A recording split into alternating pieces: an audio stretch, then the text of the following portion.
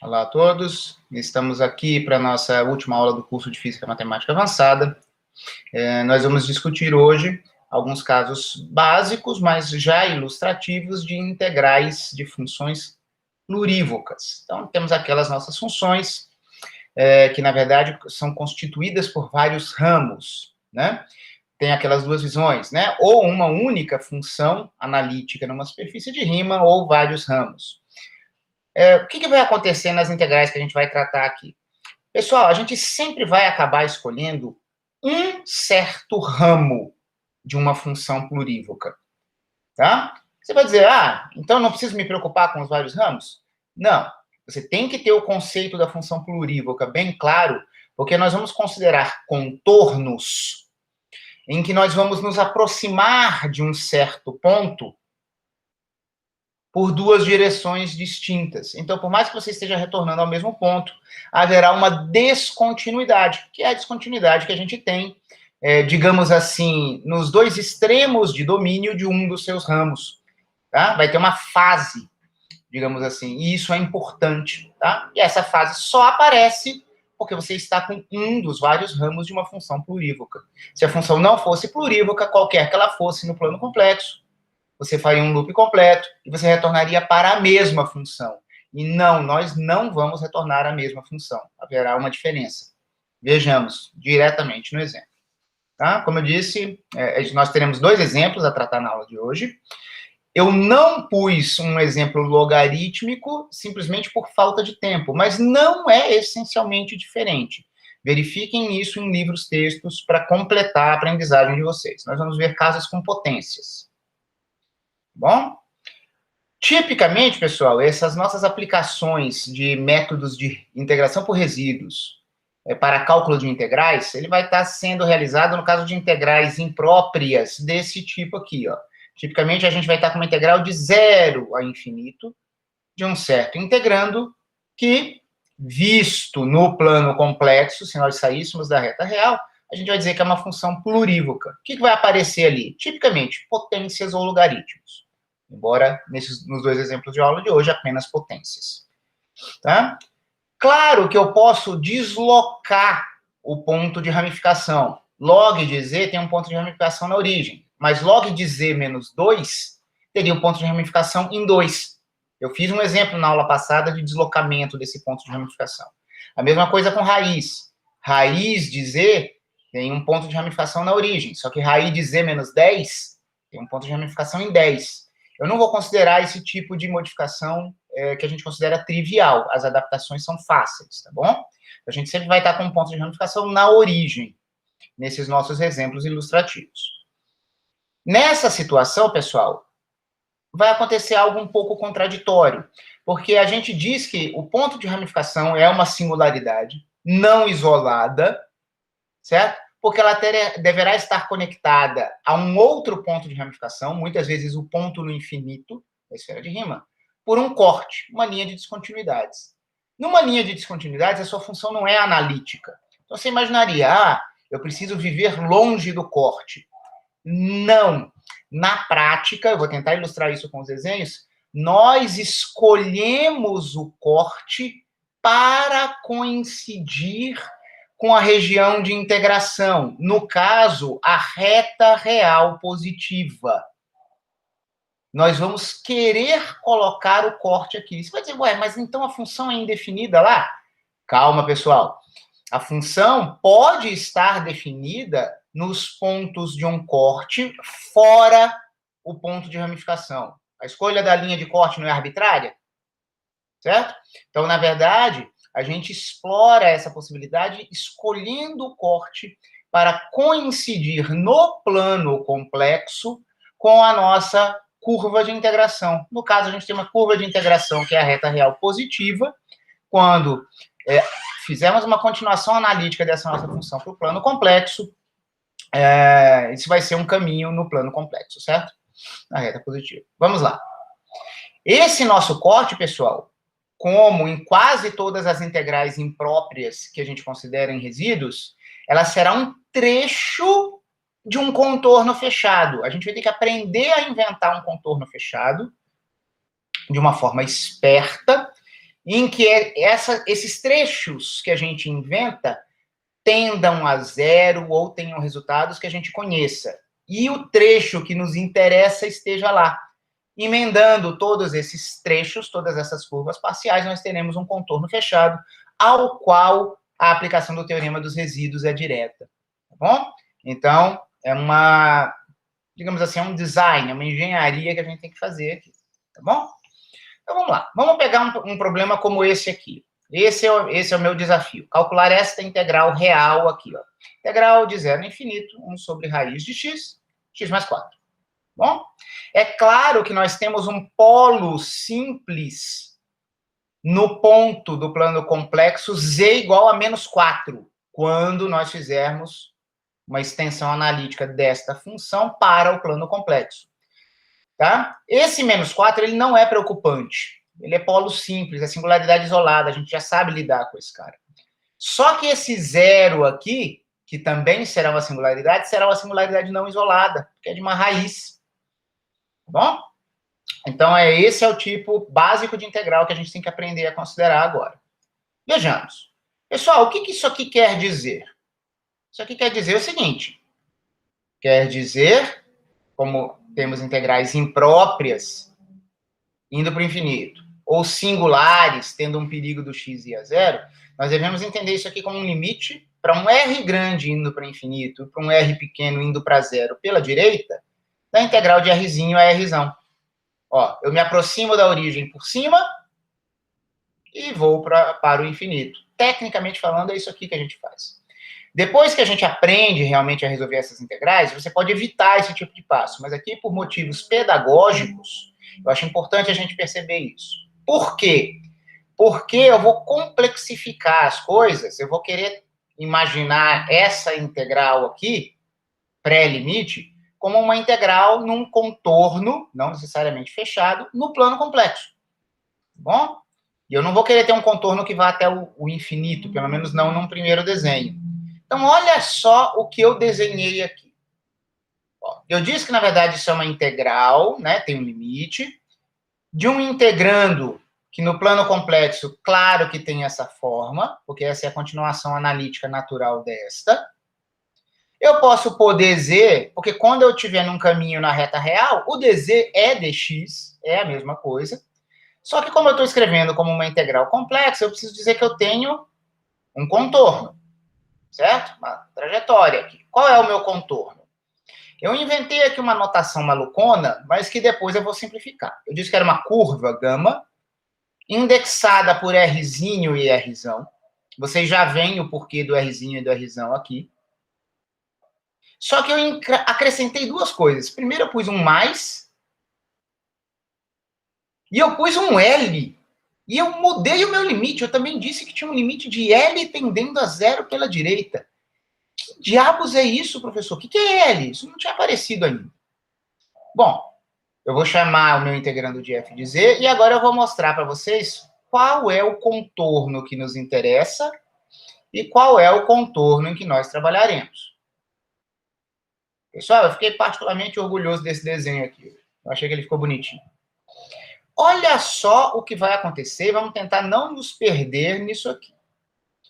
Olhem aqui em cima, ó, esse contorno que foi o que eu disse que é o que me interessa na integração. Gama, Rzinho, Rzão, L+. Vamos dar um apelido para ele? Gama mais, tá bom? Para ficar mais fácil da gente falar. É o contorno gama mais. Olha só, o contorno gama mais tá aqui, ó.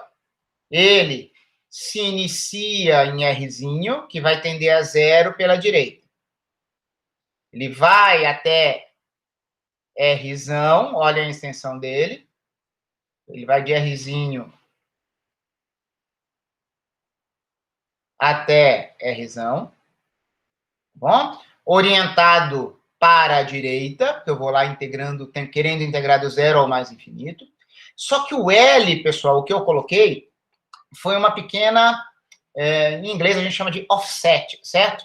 Pequeno deslocamento aqui para cima, para dentro do primeiro quadrante do nosso plano complexo, quando nós estamos pensando agora nessa função f de z, tá? O L, pessoal, representa para mim, então, ó, L, para mim, é esse deslocamento vertical para cima em relação ao eixo X. Então, quando eu digo que tem um limite de L tendendo a zero pela direita, quer dizer que eu quero esticar essa curva em verde escuro para o infinito, para chegar na origem e para se aproximar do eixo X. Essa é a minha ideia, tá bom? Nesse meu limite malucão, com todas essas coisas acontecendo, percebam que esse meu trecho em verde escuro vai coincidir com a reta real positiva. Vai se sobrepor à reta real positiva. Pessoal, esse trecho em verde escuro é o que eu quero calcular. É a integral desta função no verde escuro. É isso que eu quero. Agora, como que nós devemos trabalhar? Notem, eu fiz questão de colocar esse L, poucos textos colocam esse L deslocado do jeito que eu fiz aqui, tá?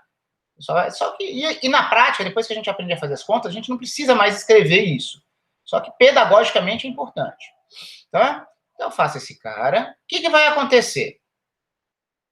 Eu vou escolher o corte da função raiz de z de uma forma diferente do que eu fiz para os argumentos. Quando nas aulas passadas eu apresentei a função argumento, a minha escolha típica é de escolher um argumento de menos π até mais π, então eu posicionava o meu corte na reta real negativa.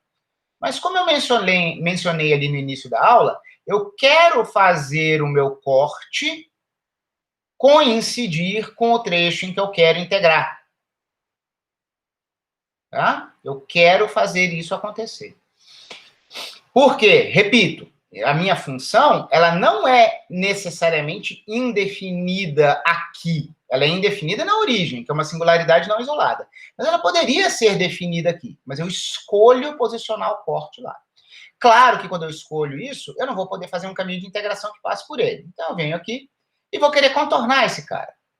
Será conveniente nós imaginarmos aqui uma grande semicircunferência, ou quase, porque tem esse defeitozinho de L.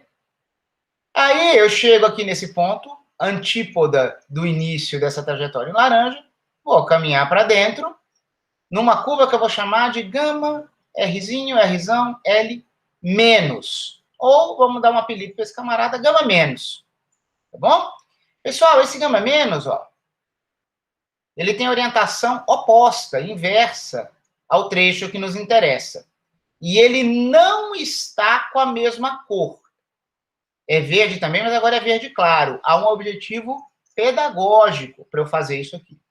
Pessoal, normalmente, quando você tem uma função complexa numa região qualquer, você tem dois trechos, por exemplo, retilíneos, com orientações opostas, e você faz um limite em que um tende ao outro, isso é fazer uma integral de caminho num sentido e no outro. É que nem somar 7 mais menos 7 dá zero.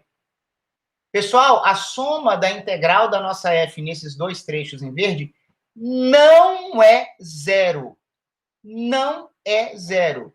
Porque a função f é plurívoca, nós estaremos considerando um único ou específico ramo dela, e quando a gente vai andando do primeiro quadrante para o segundo quadrante, para o terceiro quadrante, para o quarto quadrante, e nós voltamos para o corte pelo outro lado, há uma fase, esse integrando aqui, se aproximando da reta real, que será o corte, por baixo, não é o mesmo integrando de quando L tende a zero e a gente se aproximar do corte por cima.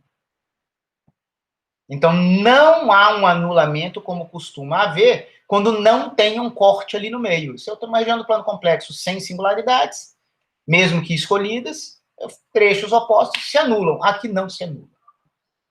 Beleza. Então, a gente fez isso, voltou, e a gente precisa passar daqui, dessa pontinha verde, para cá. A escolha natural será uma uma circunferência também.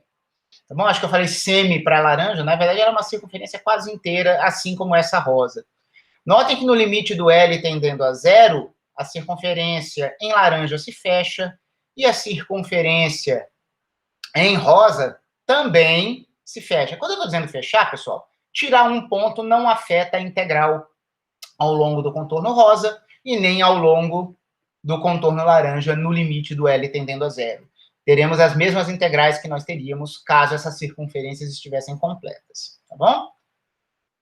Alerta. Ah, professor, isso aqui é aquela história que às vezes dá mais πi ou menos πi resíduo? Não. E esse é um ponto didaticamente importante. Esse cara não é um polo. Aquele resultado de mais πi resíduo da função no ponto, quando você faz aquelas semicircunferências, primeiro que lá é semicircunferência, mais πi ou menos πi. Primeiro, aqui é uma circunferência inteira. Só que mais importante do que isso, isto não é um polo simples. A origem é um ponto de ramificação. Aquele teorema, daquele resultado, mais πi, menos πi, vale para semicircunferências em torno de um polo simples. Tá? É outra coisa aqui. Notem que com essa engenharia toda, nós construímos um contorno fechado, que eu vou chamar de grande C. Ele é a justaposição orientada, concatenada, de todas essas curvas. Notem que cada curva tem uma orientação, e essas orientações são todas compatíveis entre si. Repito, o que nos interessa é o verde. Nada mais nos interessa. Só que nós precisamos saber o que acontece com o laranja, com o verde claro, com o rosa, e a integral ao longo desse contorno C fechado será 2π, soma dos resíduos dentro. Resíduo de quem? Do polo simples Z igual a menos 4. Tá bom? Resíduos vale resíduos de funções em polos simples, singularidades isoladas, certo, pessoal? Se não tivesse nada aqui, seria zero. A gente tem um pequeno polo. Polo simples. Então, vamos lá. Já sabemos, já demos apelidos para gama mais e para gama menos. Eu dei um apelido para C, que é o meu contorno fechado completo. Aquele meu limite cheio de detalhes, eu vou chamar de limite, por concisão. Então, olha só. Aqui eu vou colocar um resultado, que é um resultado trivial.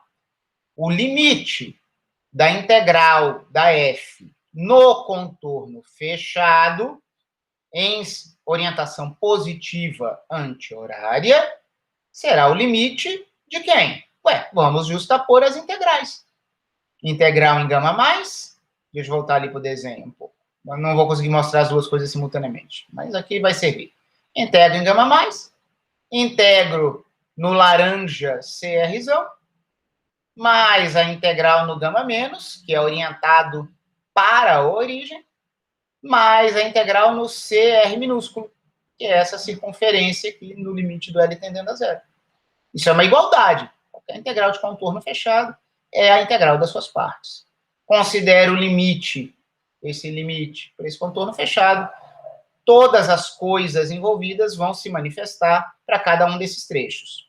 E eu sei que isso será 2πi, soma dos resíduos da função f, certo? Nas singularidades isoladas no seu interior. A única singularidade isolada será um polo simples em menos 4.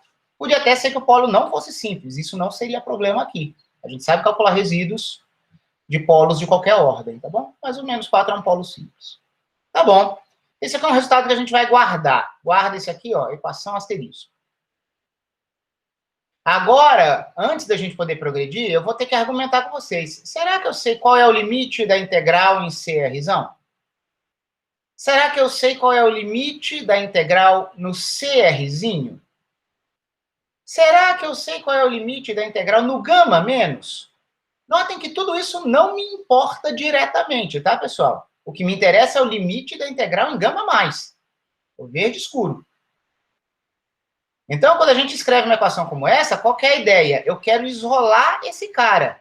Eu vou dizer que ele, isso aqui é o meu i, essa é a minha integral, ela será 2πi soma dos resíduos, menos todos os outros caras que passariam para o outro lado dessa equação asterisco, tá bom? Só que eu preciso saber quem são este e este, para eu poder passar para o outro lado e fazer a conta.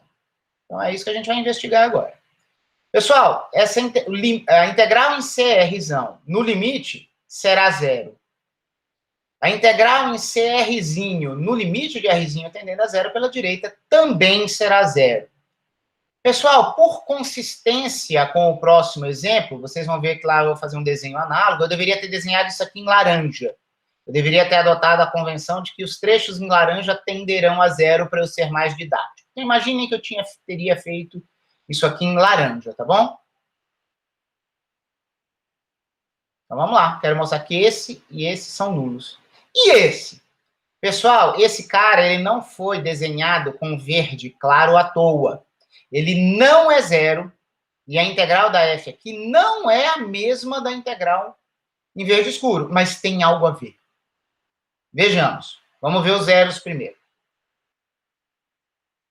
Pessoal, para a gente analisar o que vai acontecer nas semicircunferências, deixa eu voltar para cá.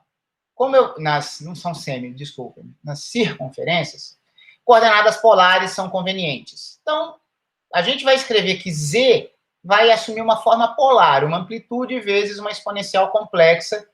E isso vai valer tanto para esse trechinho em laranja quanto para esse trechinho em rosa, tá bom? E lembrem-se que qualquer integral pode ser parametrizada. Então, vamos lá. Talvez eu pudesse ter feito isso aqui melhor. Olha só. Olhem para isso aqui primeiro. A gente vai estar fazendo uma integral de f de z dz. Essa eu não pus o símbolo da integral aqui, porque eu queria olhar só para o integrando com a diferencial, tá bom? Pessoal, uma integral de f de z dz é feita numa curva. Só que a gente pode parametrizar a curva. Formalmente, essa vai ser a definição de uma integral complexa. Então, se a gente parametrizar o z por coordenadas polares e formos andar em alguma circunferência, qualquer que seja a circunferência, a gente vai ter um raio ρ, e aí θ, e o seu θ vai variar de 0 a 2π, tá bom? Só que aí, na integração, a gente sai de uma integral de caminho complexo em z e vamos para uma integral real, num parâmetro θ. Então, isso vai ser f de um z de θ, olhem aqui embaixo, f de z de θ, vezes um z' de θ de θ. Eu não fui muito didático aqui, eu devia ter escrito isso aqui numa ordem inversa, tá? Mas a ideia é, você troca a integral de f de z dz numa curva complexa por uma integral de f de z de θ, z' de θ de θ, tá? Eu quero que vocês olhem só para a forma do nosso f de z, quando o z vira ρ, e aí θ, onde o ρ será o raio de alguma circunferência. Quem é a nossa função? Ela é 1 sobre raiz do z, só que se o z for ρ, e aí θ, raiz dele vai ser raiz de ρ, e aí θ sobre 2. E tinha z mais 4, não era? Lá no nosso integrando, ó. Quando o z está expresso como ρ, e aí θ, tá aqui, ó, z mais 4. Isso aqui é raiz de z, isso aqui é z mais 4. Pessoal, o que acontece quando o raio dessa circunferência, qualquer que ela seja, for muito grande? É muito claro que o denominador vai tender a infinito. A gente está olhando só para o módulo, não é isso? Então, quando esse ρ tender a infinito, isso aqui vai tender a zero. O integrando vai tender a zero. Pessoal, isso aqui é suficiente para a gente entender que, no limite, a integral da nossa f nessa circunferência C é razão será zero. Eu vou ter uma integral, um integrando nulo. Tá certo? Eu estou sendo um pouco porco aqui. Por quê? Porque o comprimento do contorno também vai para infinito. Então, na verdade, a gente tem que olhar as coisas com um pouco mais de cuidado, tá? Não basta o integrando tender a zero, porque a integral nos dzs, no comprimento, poderia divergir. Então, o importante é que isso aqui caia mais rapidamente do que o comprimento da curva. Tá?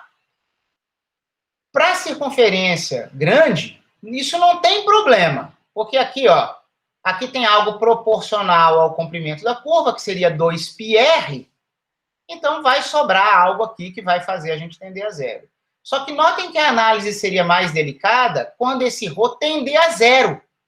Notem que esse ρ vai tender a zero para esta circunferênciazinha aqui. Eu vou querer chegar o mais próximo possível que eu queira deste contorno.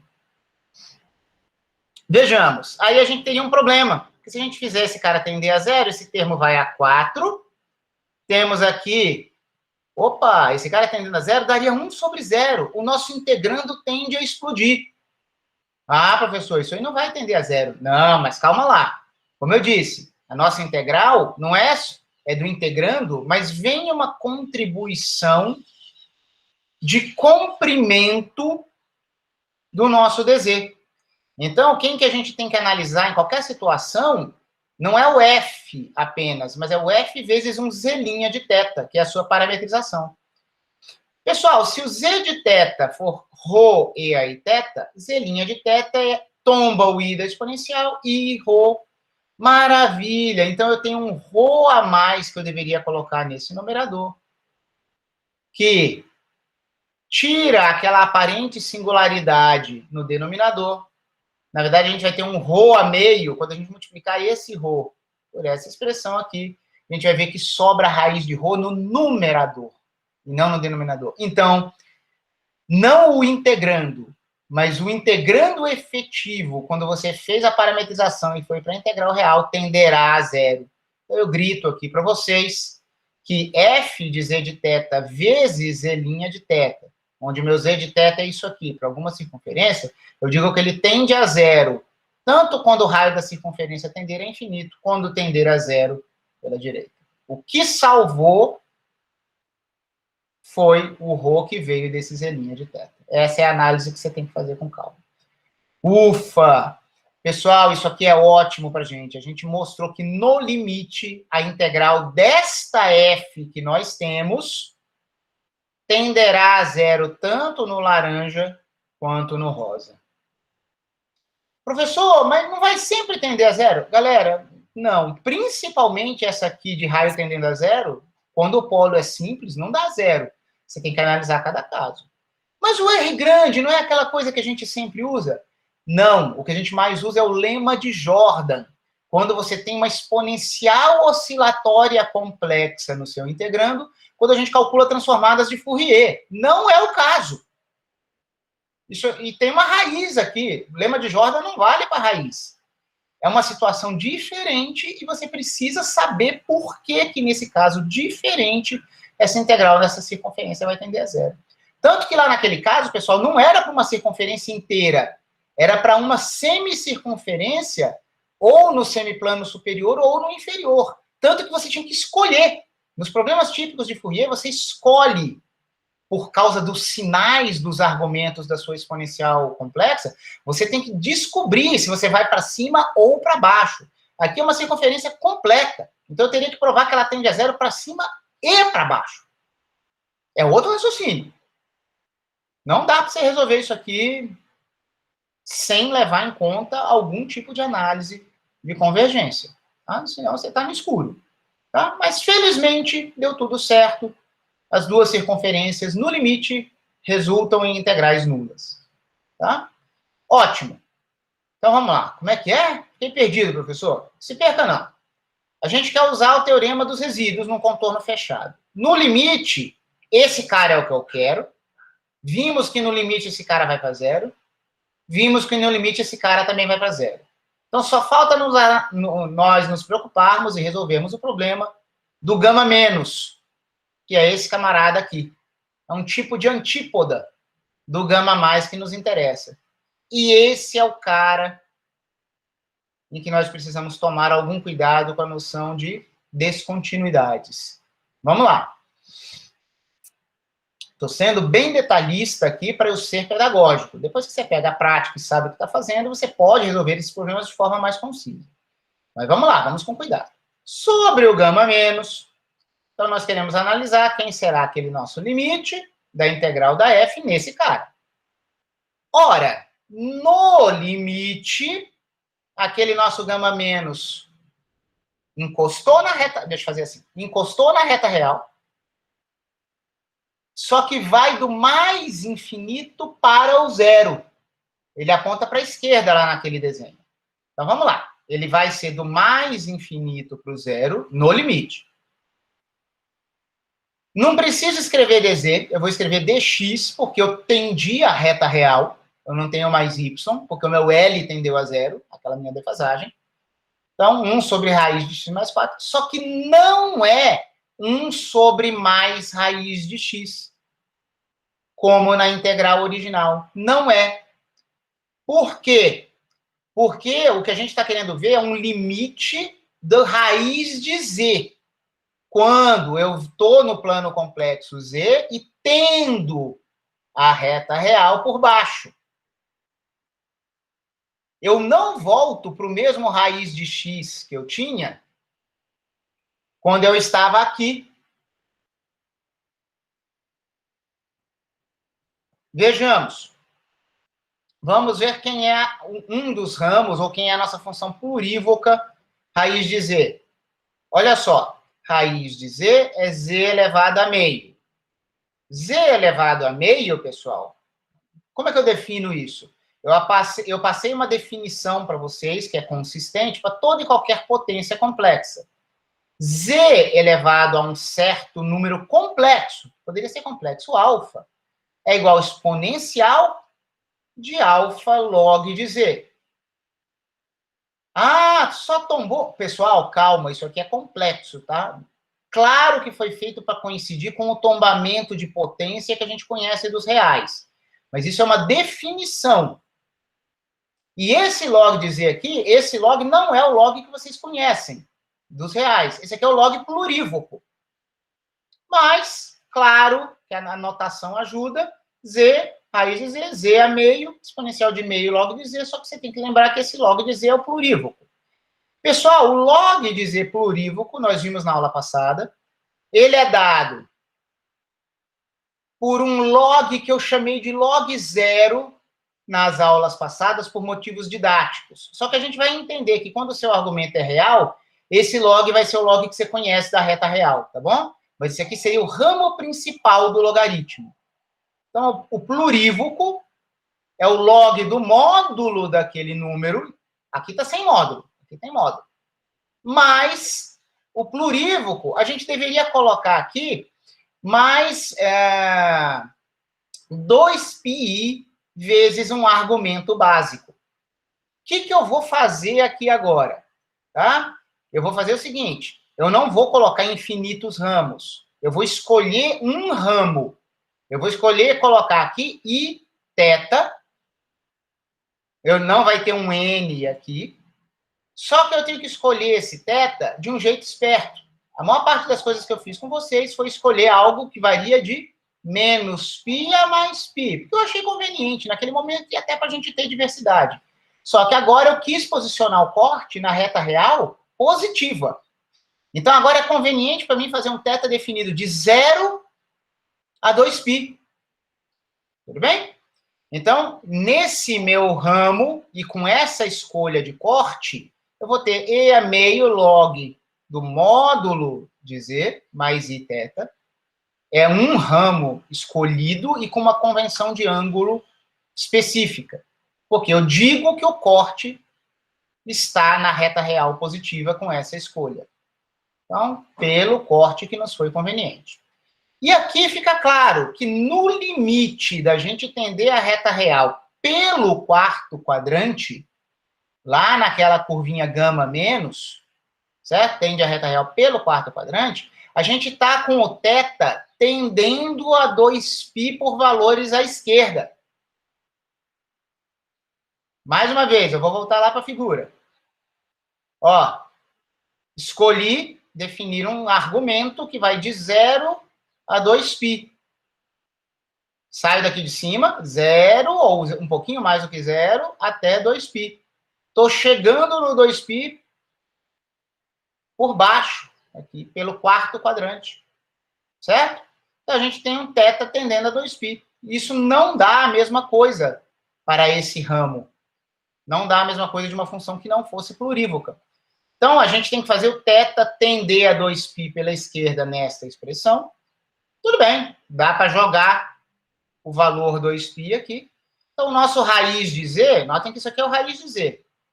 Ele tenderá, quando o θ tender a 2π pela esquerda, a e meio log de x, porque o meu módulo de z, mas eu estou tendendo para a reta real, no limite, mais i vezes 2π. Agora a gente desconstrói. Isso aqui é o seu logaritmo real, que você conhece. Volta ao meio aqui, desfaz o tombo da potência. Então, essa primeira exponencial é raiz de x. Só que i 2π sobre 2 dá iπ. Então, você vai ter raiz de x vezes e a iπ. E a iπ é menos 1, galera. E aí π é menos 1.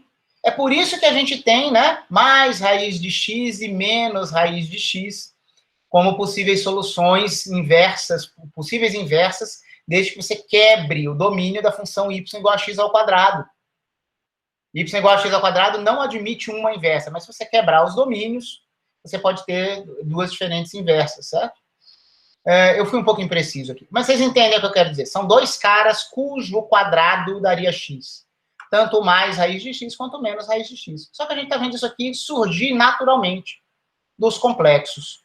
Tá? Então, naquela condição que a gente está considerando, o nosso limite da integral em gama menos não é mais raiz de x, é menos raiz de x. Isso é verdadeiro. A sua função é descontínua, ela não tende a raiz de x de novo, chegando por essa direção. Esse menos aqui, com esse sentido oposto, porque a curva gama menos caminha para a esquerda, enquanto a nossa de interesse, a nossa integral de interesse gama mais vai para a direita, menos com menos se cancelam, isso coincide. A gente podia tirar esse menos aqui, inverter o limite de integração, e a gente recupera a nossa integral i. Uau! Então, peraí.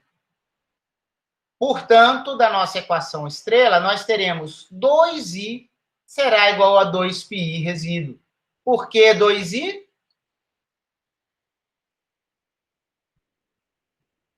Limite desse cara é i. I mais zero no limite, mais i, que foi o que eu acabei de mostrar para vocês. Deu mais i, porque nós tivemos dois sinais menos, mais zero, igual a 2πi resíduo. Então, 2i igual a 2πi resíduo.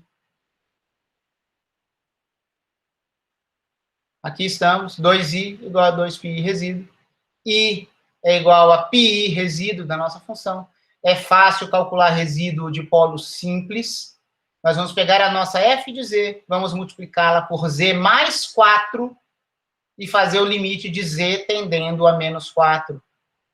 O z mais 4 que já estava lá, cancela. Não é cancelar, né, pessoal? É limite. Sobra 1 sobre raiz de z, você joga o menos 4 lá. Vai aparecer 2i aqui embaixo e cancela. A nossa integral vale π sobre 2. Não sei se eu fui tagarela demais e isso acabou atrapalhando. Na verdade, a ideia não é atrapalhar, mas foi fazer em grande detalhe cada um desses passos, tá bom? Pessoal, esse sinal menos existe. Isso não é uma invenção, a integral dá isso aqui. Sem esse sinal menos, nós não teríamos resolvido isso. Vamos lá. Um exemplo mais delicado seria esse aqui. Ele vai ter duas complicaçõezinhas, não grandes. Imagina que agora a gente tem integral de 0 a infinito de x elevado a a, onde há um número real entre 0 e 1. Tá bom? Não é um x elevado a meio. Poderia ser irracional. A gente poderia ter infinitos ramos, tá? Para a irracional, a gente vai ter infinitos ramos. Pessoal, mas a gente só precisa escolher um ramo quando a gente está resolvendo integrais de funções plurívocas. Então, não se apavore, você não vai ter que considerar todos os infinitos ramos aqui. Os infinitos ramos são importantes em outras aplicações de análise complexa. Para o cálculo das funções plurívocas, tipicamente, você só tem que se preocupar com um ramo devidamente escolhido. Tá? Mas não deixa de ser um pouco assustador que você possa imaginar que se o alfa for irracional, você poderia ter infinitos ramos disponíveis à sua escolha. Então, x elevado a a, e tem um detalhe, pessoal, interessantíssimo. O exemplo anterior tinha x mais 4. Então, isso fazia o polo simples estar fora do corte. Agora, pessoal, não tem nenhum erro, não. Aqui é x menos 4, portanto, z igual a mais 4 é um polo, só que o polo ele está dentro da reta real positiva que a gente quer integrar. E ele deve ser evitado, porque esse cara é uma singularidade verdadeira, ele não depende da nossa escolha de cortes, tá?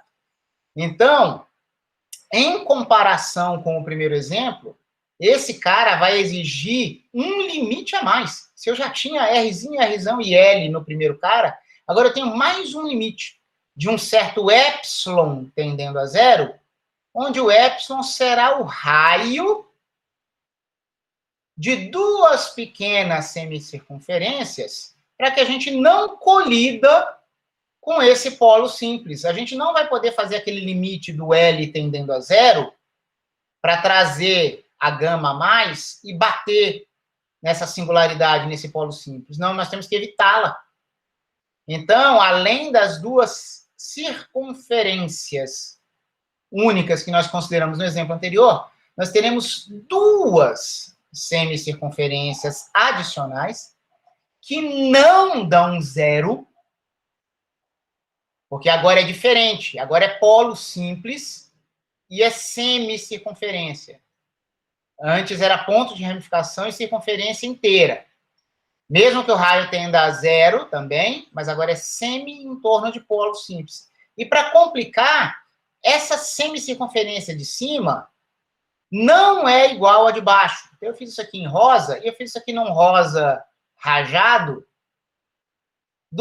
para fazer o mesmo contraste que eu quis fazer entre o gama mais e o gama menos. Eles não se anulam e eles não são iguais, embora eles tenham algo parecido entre si. Eu coloquei aqui em laranja os trechos que vão se anular. Eu não vou repetir a análise lá do Rho para dizer que esses caras vão se anular, tá, pessoal? Mas é uma análise muito parecida. O fato da gente ter agora um z elevado a a em vez do z elevado a meio não altera nada. Vocês vão ver que o mesmo argumento que eu fiz lá antes, vocês devem repetir, e a contribuição de comprimento do z' de θ faz com que esse integrando f de z de θ vezes o z' de θ, quando a gente complexificar, ele vai tender a zero, tanto para raios muito pequenos, quanto para raios muito grandes. Então, esses dois trechos em laranja irão se anular no limite. Lembre-se que agora é um limite que também envolve o epsilon tender a zero, que é o raio desse novo cara aqui. Mas, fora isso, a estrutura é parecida. A gente teve que contornar esse cara. Notem que o contorno fechado que nós temos agora não tem singularidades no seu interior. Então, o teorema dos resíduos vai nos dar zero, 2πi vezes zero. Tá bom? Vamos ver o que vai acontecer. Vamos ver o que vai acontecer com o z elevado a a. Esse cara é o cara relevante. Pessoal, quem é z elevado a a? Quando eu vou para o plano complexo, essa nossa integral aqui ela vai virar 1 sobre z elevado a a sobre z menos 4, tá? Tá desse jeito aqui porque está na reta real. Quando a gente vai para o plano complexo, virou um z. Então vai aparecer z elevado a a. Z elevado a a qualquer, em geral, é exponencial de a log, que seria o plurívoco. Nós vamos escolher um ramo. Ramo principal do log, mais iθ. Nós vamos escolher um argumento, como no exemplo anterior, para deixar o corte aqui, sim, porque eu quero fazer a minha gama mais se aproximar dele, no limite. Exponencial de a log de z vai recompor o z elevado a a, só que vai ter e a iθ. E isso tenderá, quando θ tender a 2π pela esquerda, tenderá a e a i a, qual é o θ? 2π. E a 2π e a, que vai valer para este cara, que se aproxima da reta real pelo quarto quadrante, e também valerá para o seu integrando aqui. Pessoal, apesar desse cara ter uma barriguinha, tudo vai tender para o corte. Eu estou tendendo a reta real pelo quarto quadrante. Ou seja, com um ângulo de 2π pela esquerda, tendendo a 2π pela esquerda. Tá bom? Isso é relevante. Então, em geral, quando θ, né, em geral, teremos um fator de fase e a a e θ, e quando θ tende a 2π pela esquerda, e a 2π e a. Então, o que a gente vai fazer aqui? Eu tinha dito que aqui eu ia ser bem mais conciso, mas a estrutura do que eu vou escrever aqui, pessoal, é muito parecida com a do exercício anterior. A aula vai acabar aqui, tá? Mas é bem denso o que vai acontecer aqui. O que é essa equação? Esse zero é o 2πi soma dos resíduos. Dá zero porque agora não há nenhuma singularidade no interior. Não tem ninguém aqui dentro. No caso anterior, tinha uma singularidade aqui. Agora ela veio parar aqui. Então, no contorno fechado, dá zero. No limite, a primeira integral, no gama mais, é o i, que eu quero saber. Eu disse, quero calcular uma integral i de zero a infinito. Ela é esse meu gama mais, sem o rosa, tá, pessoal? Ela é uma integral no sentido de valor principal. Esse buraco aqui vai tender a zero, quando o raio epsilon tender a zero. Eu não quero incluir o trecho em rosa, é só o trecho verde escuro. Tá bom? Então, isso vai dar I. O trecho em verde claro, pessoal, o trecho em verde claro, ele vai trazer um sinal menos. Esse menos aqui vem da onde? Ele vem do fato da gente ter uma integral do mais infinito para o zero. Então, é oposto ao meu gama mais. Ele vai ser um sinal menos análogo no exercício anterior a esse aqui, ao que foi originado daqui. Desculpem os vai e vens, mas depois vocês olham isso aqui com bastante calma. Então, o primeiro sinal menos é por causa desse limite de integração. Vamos lá. É ele aqui. E o que vai aparecer? Vai aparecer um fator de proporcionalidade vezes a mesma integral. Quem era esse fator de proporcionalidade no exemplo anterior? Menos 1. Que se passasse para o numerador, ele sobe como um menos 1, e aí os dois sinais menos se compensaram e deu mais i, não é isso? Pessoal, agora, no lugar desse menos aqui, que era EAI-π, para este exemplo anterior, nós temos um EAI2πa, que passa para o numerador como E a menos 2πa. Vai virar um exponencial do argumento negativo, que ele estaria embaixo e vai para cima. Só que tem um sinal menos daqui. Eu sei que não está muito didático, eu quero que vocês repensem nisso, vocês estão ouvindo a minha gravação, mas essa é a origem desses fatores aqui. Esse sinal menos é porque na integral em gama menos está de mais infinito a zero. Eu preciso fazer ir para zero a infinito para eu poder comparar com i. Então, primeiro fator menos. No exemplo anterior, tinha um outro fator menos, porque era um caso específico, raiz de x.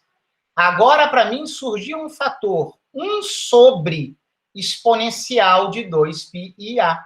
Eu passo esse fator do denominador para cima como exponencial de menos 2πa, que vai estar multiplicando a mesma integral que eu quero calcular.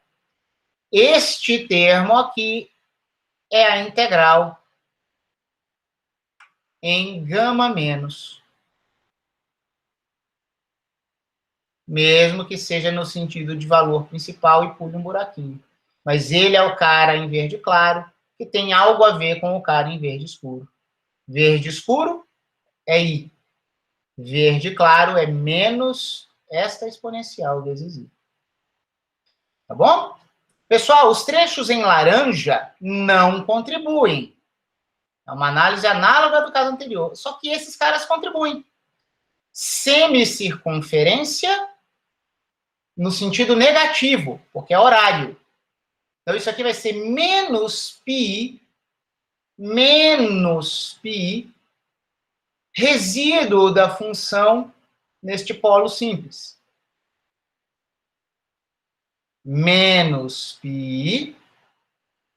Vocês vão verificar que o resíduo da função vinda do primeiro quadrante vai dar 1 sobre 4a. Por quê? Nós faremos z menos 4, que multiplicará 1 sobre z elevado a a vezes z menos 4, no limite do z tendendo a 4. Os monômios, a gente pode pensar que eles se cancelam, teremos z elevado a a, no limite que z tende a 4. Essa é a origem desse 1 sobre 4a, polo simples. Menos πi, porque é uma semicircunferência no sentido negativo, horário. E a outra? A outra está no horário também. Então, também é menos πi. Menos π resíduo da função quando z tende a 4. Só que qual função? Menos π. Pessoal, agora a nossa função não é 1 sobre x elevado a x menos 4. Porque a gente está tendendo pelo quarto quadrante. O mesmo fator EA2π que apareceu aqui, e no numerador trouxe esse menos, ele está presente aqui. Esses dois caras não são exatamente iguais, porque um deles se aproxima do corte pelo ângulo θ tendendo a zero. E o outro se aproxima do corte com o θ tendendo a 2π pela esquerda. Não é o mesmo integrando. Então, quando vocês calcularem o resíduo no polo simples, o z menos 4 vai cancelar, vai ter um z elevado a A, só que não é só o z elevado a A, é um z elevado a A vezes z a 2πa, que é este cara aqui. Que já foi o nosso cara quando o θ tendeu a 2π pela esquerda. Agora só sobra uma álgebra simples, isole o i, passe esses caras para o outro lado, vocês verão πi sobre 4a em evidência, multiplicando 1 mais essa exponencial negativa. Só que tem que ser dividido por 1 menos a exponencial negativa, que surgiu de nós colocarmos o i em evidência. Você tem como reorganizar os termos aqui, ó. Você pode multiplicar em cima e embaixo por EA mais πIA, em cima e embaixo. Você verá soma e diferença de exponenciais complexas do argumento πIA. Isso vai ser análogo a um cosseno sobre seno, que vai gerar uma cotangente de πA. Ah, professor, falta fator 2 e 2i. Os dois se cancelam, esse i vai ser absorvido pela diferença de exponenciais que tem a ver com um seno. O resultado será π sobre 4 elevado a A, cotangente de πA. Um resultado extremamente elegante, certo? Para uma integral bem ilustrativa dos cuidados que a gente tem que tomar com essas fases. Isso pode ser bem difícil, perguntem-me depois da aula. Era o que eu tinha para falar, agora eu vou encerrar a gravação, pessoal. Aguardem apenas o fim.